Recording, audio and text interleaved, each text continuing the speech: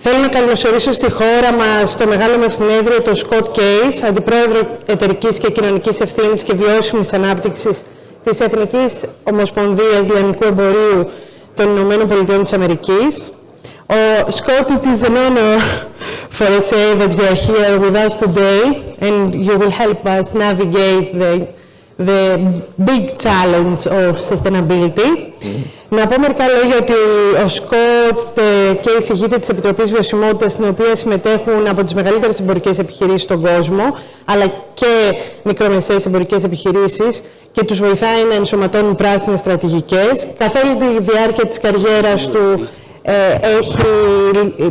έχει υπάρξει ο σύμβουλος στρατηγικής και εμπειρογνώμονας βιωσιμότητας. Ο ίδιος έχει συνεργαστεί με οργανισμούς όπως ο Λευκός Οίκος, η Παγκόσμια Τράπεζα, η Walmart, τα McDonald's, η Johnson & Johnson, η Disney, η Υπηρεσία Προστασίας Περιβάλλοντος των ΗΠΑ, καθώς επίσης και με διάφορες κυβερνήσεις σε όλο τον κόσμο. Νομίζω ότι έχει πολύ χρήσιμα πράγματα να μοιραστεί μαζί μας για το νέο περιβάλλον που διαμορφώνεται για το εμπόριο και λειτουργεί μέσα σε ένα συνεχές κρίσεων. Οπότε δίνω το λόγο στο Scot για να αρχίσει την παρουσίασή του. Scot, the floor is yours.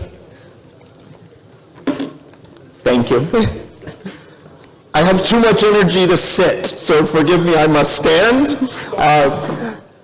And I want to begin with a huge thank you.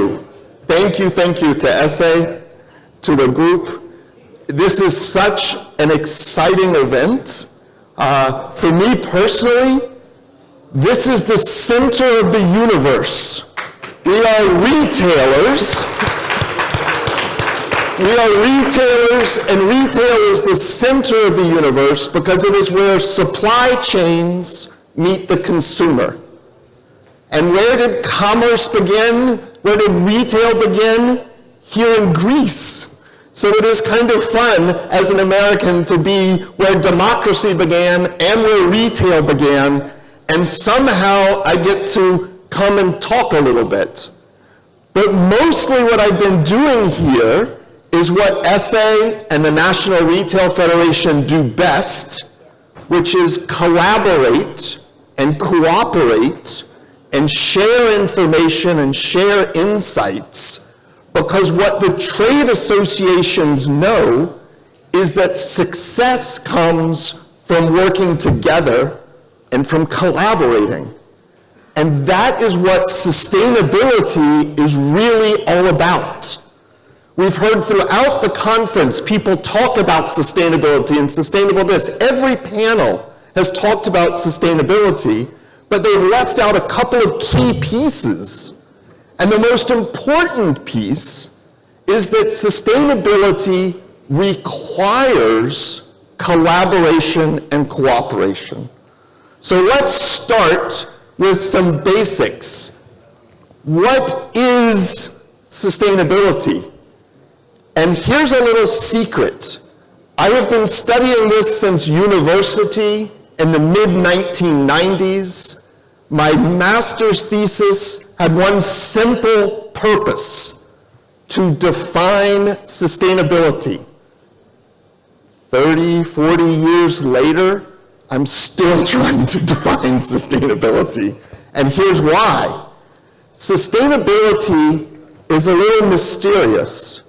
So if you are familiar with this story from India of the wise individuals who are blindfolded and taken into a room to meet an elephant.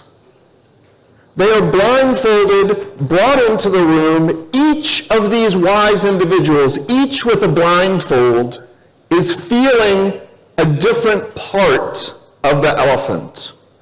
One wise person says an elephant is big, like the trunk of a tree. Another says, no, an elephant is big and flat and it feels muscular.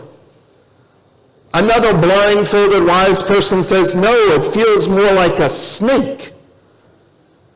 At the end of the elephant, someone says, I'm not sure, but elephants do not smell so good.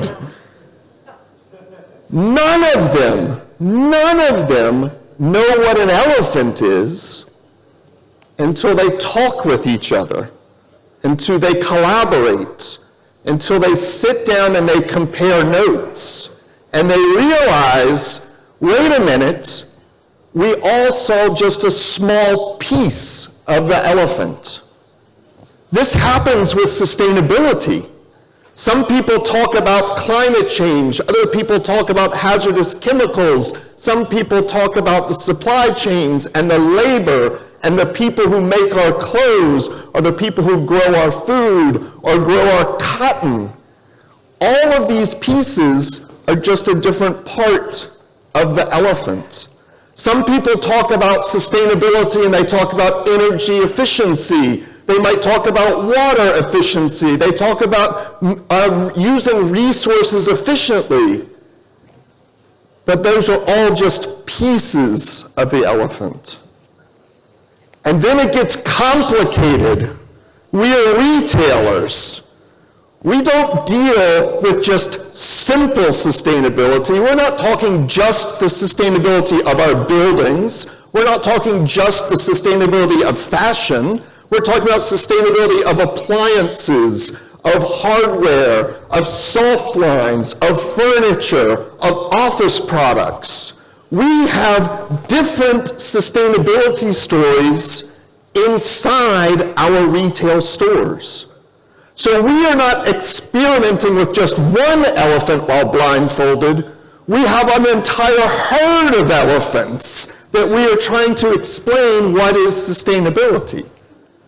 ΕΣΕΕ and NRF, we're constantly trying to figure out how do all the different retailers think about sustainability differently, and how can we collaborate and cooperate, work together to actually find common definitions, define the problems the same way, find common solutions.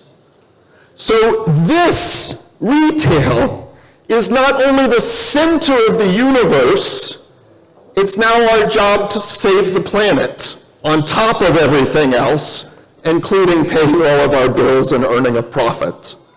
So there are a few trends. The three big trends that are driving sustainability. I'm not talking about the climate crisis or all of those issues. Three trends that we see every day inside the retail world. Number one, consumers care.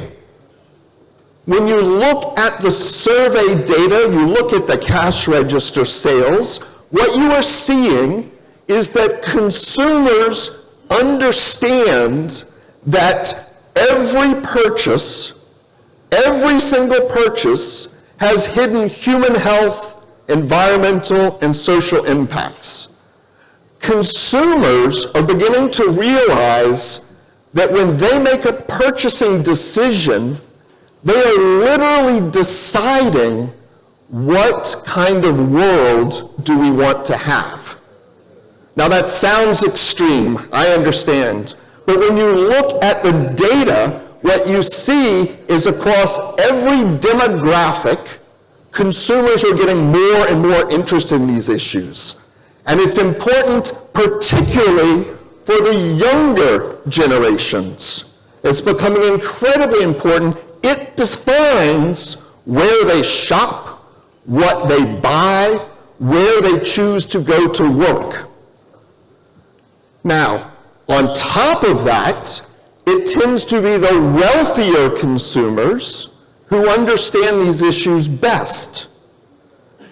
If the Greek economy is really so dependent on tourists, my assumption is that it's the wealthier folks that can afford to take a fancy trip to visit Greece.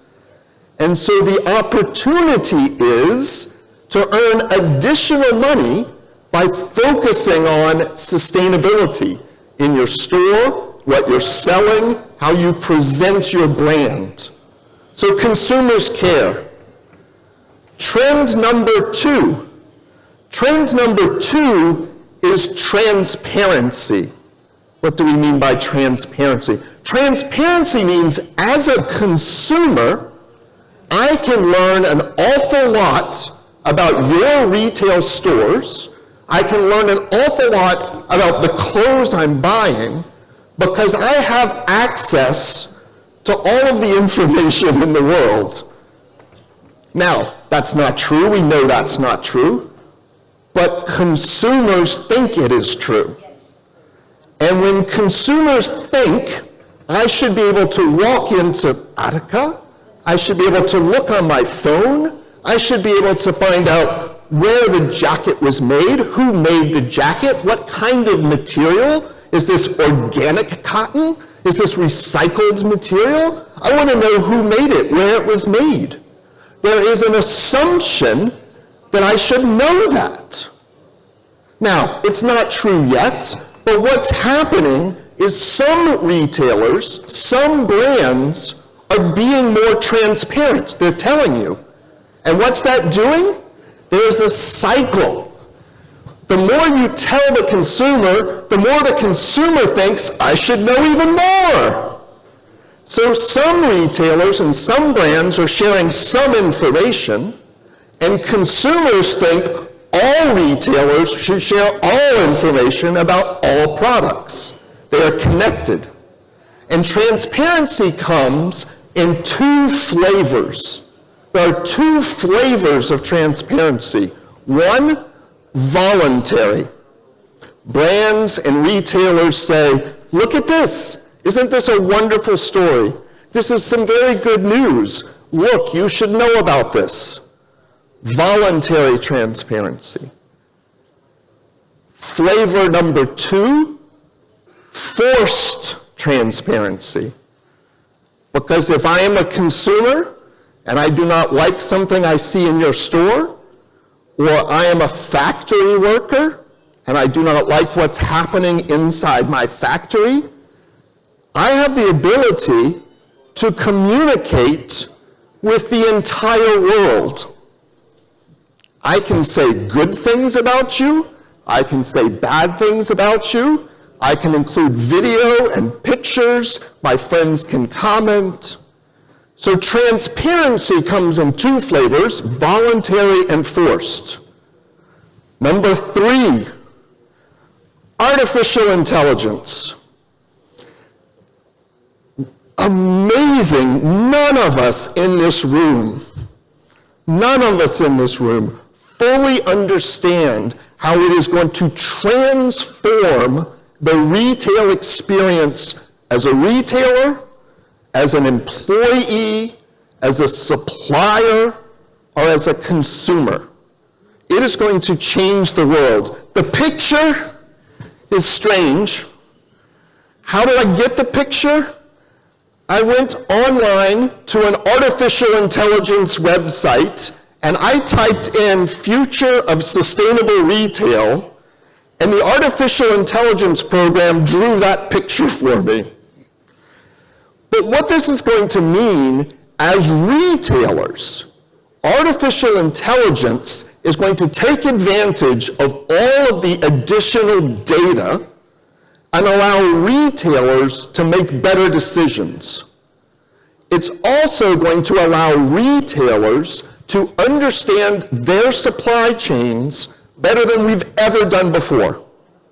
We will be able to use artificial intelligence to predict bottlenecks in supply chains. We will be able to use artificial intelligence to predict the risks within supply chains.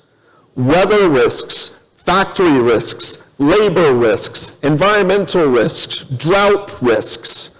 Artificial intelligence is building on the transparency piece to analyze tons and tons of data so that retailers can make better decisions about sustainability and other. Sounds nice, it's good for business. Consumers will also have the same access to artificial intelligence, and consumers will be able to use artificial intelligence to say, I want to buy a new suit, I want it to be very sustainable, I want to buy it from a sustainable retailer, I want to make sure the workers were paid fairly, I want organic cotton. The consumer will be able to use artificial intelligence to make better decisions, So these three trends all interconnect, and they're amplifying each other. Still, we're stuck with an elephant. What does sustainability mean? We all see pieces of it. Some people talk about a carbon footprint, or corporate social responsibility, or energy efficiency, or water efficiency. You're looking at community issues, employee issues. You're looking at every piece of the supply chain. At NRF, we needed to understand, what do the retailers think it means? We had to have conversations with lots of different retailers to understand, how do we talk about sustainability? And the definition that we are using now sounds very Greek to me, because it's all about making sure that you are providing a pleasant experience for everyone, right? It is creating net positive environmental, social, and community benefits. Sustainability then is creating net positive environmental, social, and community benefits. Now, there's lots of ways to think about this. The sustainability people in the audience will say, sustainability is about people and planet and profits. The community-minded people will say that definition doesn't work. We want to talk about corporate social responsibility, CSR, because the early sustainability stuff focused just on the environment. It didn't focus on people. So we talked about CSR. And then the investors said, that's not what really matters. We need better metrics and data and be able to calculate the ROI. So they created a whole new language. But it's all the same, creating net positive environmental, social, and community benefits. The challenge for us as retailers is that every single purchase, every single business decision, everyone has hidden human health, environmental, and social impacts. And they will not remain hidden for long. And these impacts don't occur just at our stores.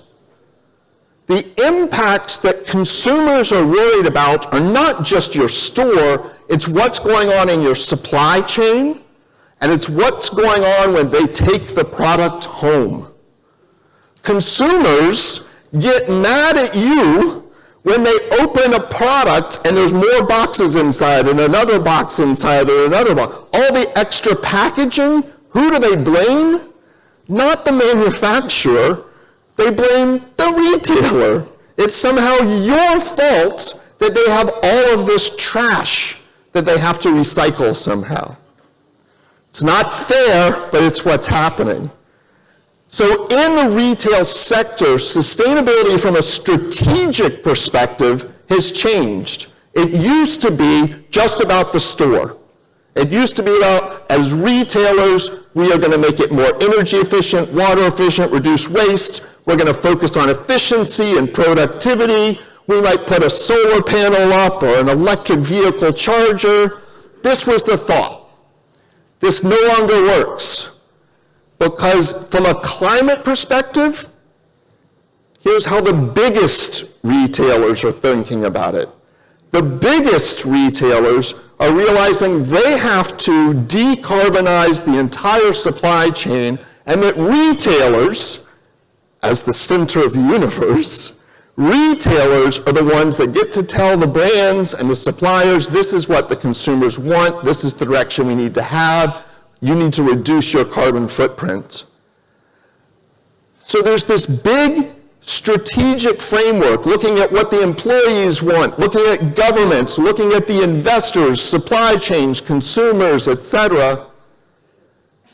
And here's the scary secret. I talk with a lot of small retailers. At National Retail Federation, we have about 4.2 million small retailers, and then we have really, really big ones, the ones that everybody knows. The small retailers They all tell us, and they think, sustainability is something only the big players can do. Sustainability is something that they're big enough, they have the money, they can make investments, they're powerful enough, they can talk to the suppliers. The small retailers think the biggest players have it easy. Here's the weird part. The weird part is the world's biggest retailers see all of these challenges, and the world's biggest retailers say, we're not big enough to do this by ourselves. So what the world's biggest retailers are doing is collaborating and cooperating and working together to define the problems in a similar way, to send similar signals to the suppliers, to help consumers better understand what sustainability means. What's this mean for the smaller retailers? You've got to find ways to collaborate on these kinds of issues, because even the biggest retailers are not big enough to do it on their own. So what it means is the future of retail is sustainable, and that means the future of retail is even more collaborative and even more cooperative than it's ever been. So everyone is focusing on these big, broad, sustainable development goals, the SDGs. Every single one of these are opportunities inside of retail supply chains.